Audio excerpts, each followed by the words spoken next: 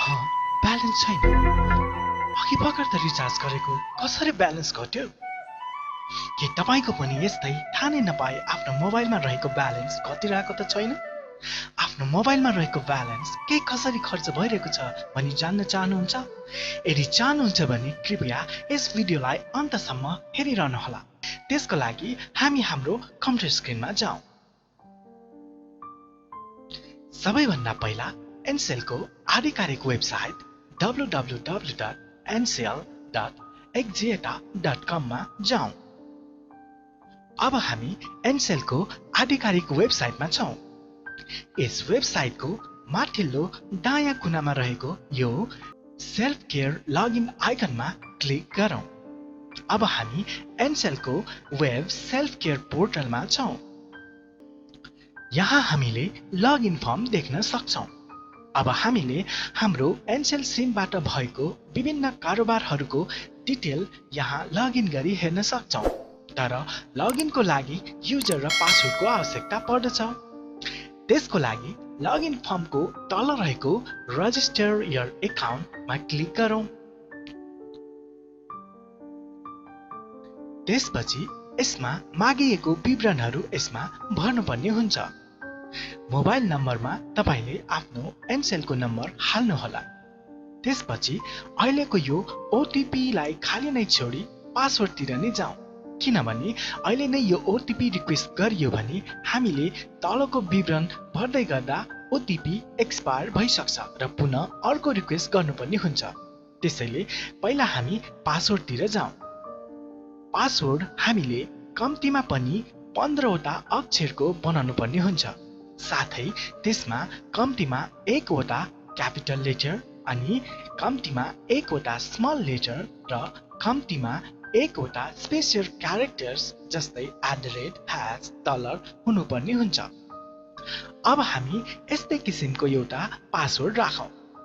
जस्तै उदाहरणका लागि afnai 12345।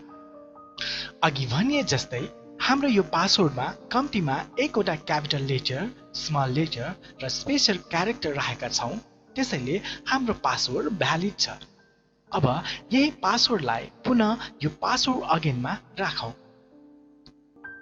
त्यसपछि यो I accept the Ncell terms and condition को बक्समा क्लिक गरी चेक लगाइदिउँ। अब हामी ओटिपी वन टाइम पासवर्डको लागि यो गेट लेखेकोमा क्लिक गरौँ। त्यसपछि हामीलाई SMS मार्फत एउटा कोड प्राप्त हुन्छ, जसलाई यहाँ ओटिपी बक्समा राख्नुपर्छ। मेरो कोड मलाई प्राप्त भइसक्यो र यस कोडलाई यहाँ ओटिपी बक्समा हालेर तलको रजिस्टर नाउ बटनमा क्लिक गरौँ। अब हामी लगइन पेजमा मोबाइल नम्बरमा आफ्नो मोबाइल नम्बर राखौँ अनि पासवर्डमा अघि राखिएको पासवर्ड राखौँ। एकाउन्ट रजिस्टर गरिसकेपछि तपाईले पासवर्डको सट्टा SMS कोडबाट पनि लगइन गर्न सक्नुहुन्छ। त्यसको लागि SMS लगइन कोडमा क्लिक गर्नुहोला र SMS मा प्राप्त कोड यहाँ पासवर्ड बक्समा राख्नुहोला। त्यसपछि I accept the Ncell terms and condition को बक्समा टिक गरी लगइन बटनमा क्लिक गरौँ। अब हामी हाम्रो Ncell एकाउन्टको ड्यासबोर्डमा छौँ।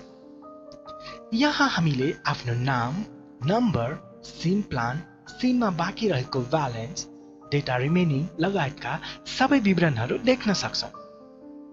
त्यस्तै गरी हाम्रो बायाँ साइडमा रहेको मेनुहरूमा purchase package, common services, query, account management, personal info लगायत विभिन्न सेवाहरू पनि प्रयोग गर्न सक्छौँ।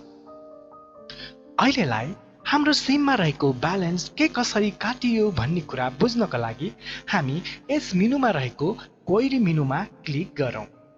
त्यसपछि माई रिसेन्ट ट्रान्जेक्सनमा क्लिक गरौँ।